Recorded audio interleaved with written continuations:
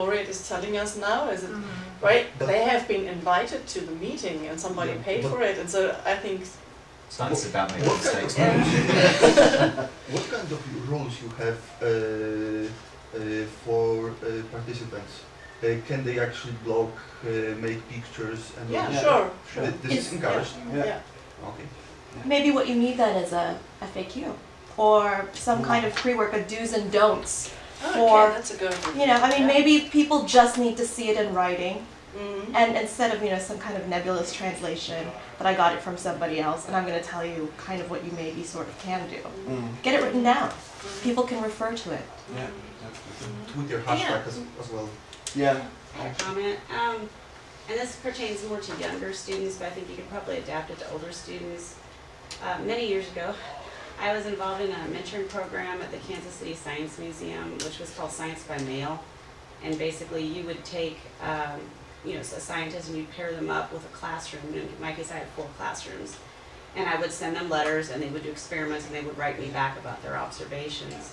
But it occurs to me that you might do better with a dialogue that was more like that, maybe more like a Yahoo group, something where the scientists could write in, all the kids could see everyone else's comments, and it would all be in a single place where they weren't exposed to maybe the outside world the same way a blog would be or a Twitter feed would be, but you're in a more of an enclosed space of some kind. What do people think people actually want to discuss in relation to this? I mean, you've mentioned lots of tools there, but we haven't actually mentioned what people are going to communicate about. Could you get the laureates to, you know, I know you get them here for the one meeting, but if you can engage them throughout the year and get them to solicit their opinions, so if you have, you know, leading up to the meeting, you can get the people that are coming to pose questions and start engaging debate, and then carry it on afterwards, you know, and so that way, if you're getting, you know, that will probably drive more participation. I think it's very good.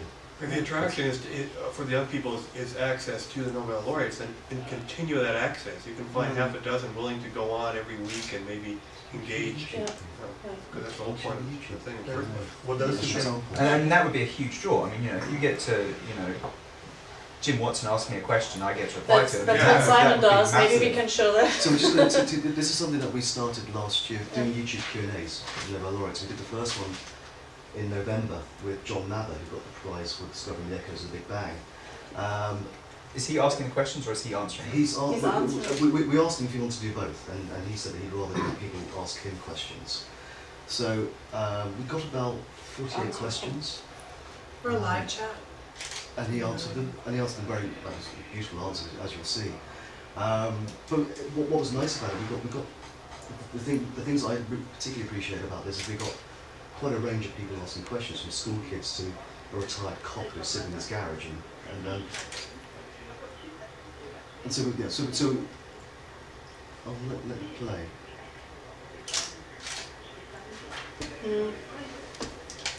And then this question I've got, I don't think I'll be able to answer it, I'm never left curious. What's the space technology? Thank you. Did you get the question? No. What Big Bang sounded like and what it smelled? What does the universe sound like? Well, this has actually been simulated. I have a friend, his name is Mark Whittle, W-H-I-T-T-L-E. If you look up Mark Whittle Big Bang on Google, you will find his webpage, and it has a recording you can listen to of the sound of the Big Bang. Of course, it's accelerated quite a lot, so you can listen to the expanding universe in a few seconds. But it sounds like a roaring noise with a pitch that diminishes rapidly with time. As the universe expands, things go slower. So you can listen to a simulated Big Bang on the internet. It's a remarkable simulation that he's done. The other thing you wanted to know is, what does outer space smell like? Well, this is not a question of what does the space station smell like, because that, of course, smells like what did we take with us.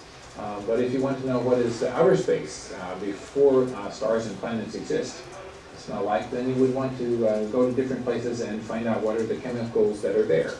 So places like the Orion Nebula, which you can see with your own eyes in the Sword of Orion, are places where there are abundances of molecules of many kinds. Well over 100 organic molecules have been discovered in space, and some of them you would be able to smell if you had enough of them. So just imagine that you could actually compress those molecules from outer space into some air, so you could actually have a chance to live and smell them. you would smell ammonia, you would smell chemical compounds like benzene, like many what we call aromatic hydrocarbons. I think it would smell like a chemistry lab. There would be sulfurous ones that would smell bad. There would be some that are poisonous, like carbon monoxide, which is extremely abundant, so you wouldn't want to smell it for very long. Anyway, you would smell the constituents of interstellar chemistry, and there are remarkable surprises out there about that. People imagine that those chemicals are responsible for the presence of carbon and the possibility for life here on Earth, so it matters a lot to us about that interstellar chemistry. So that's the sort of thing we're doing there, and amazingly, all 48 questions, Madam didn't actually rehearse those. You just did them off pad. It was incredible, like from how quarks originate to what space smells like. Boom. I'm planning to do 6 of those this year, so to space them out. So this comes back to how do you get people keep coming back to the site. That's one way which we're going to try and do that. That may be a good way to increase activity on Facebook too, is to post like kind of like a call for questions. Yeah. You know, like submit your questions for, and you know, exactly. so that people can have that interaction. Yeah, that's exactly what we've done through all our social media channels. A lot of the discussion up to the point where you showed that clip, a lot of the discussion was facilitating the creation of a community between senior scientists and up-and-coming scientists. But there's another potential audience there. I think that's pitched more toward, you know, possibly even non-scientists and junior high students and middle school students. Well, so whatever platform you adopt, you want it to be one that wouldn't be closed off from that particular audience. Yeah, and there's a reason why that's the case in here, because this was done through nobelprize.org, so it wasn't done through Hopkins thing. So this is not Lindau. Yeah, so this was done to get as many people as possible, and we have a lot of school kids asking questions. We have some university students, we have adults. So that explains the range. But you're absolutely right. It's if you have a tool like that and it's powerful enough to engage people, you shouldn't close it off to everyone. But we would also like to stay open, that's for sure. Yeah. And at the same time, we would like to allow a direct interaction between these young students and Nobel laureates, and to ask questions directly, maybe to discuss about one special topic, and well, then the usual one from the outside can read about it, and maybe also journalists can get some new ideas out of that discussion that's running on there.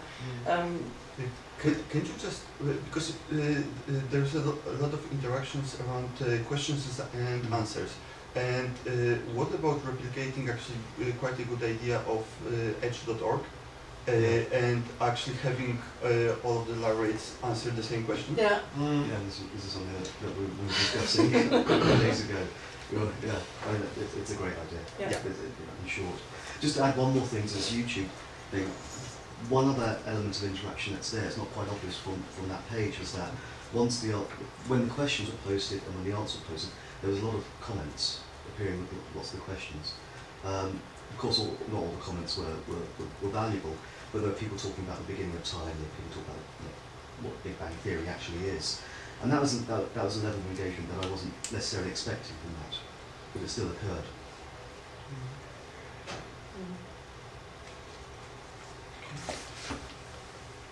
Well, maybe we can show what these 6 group members answered to our question.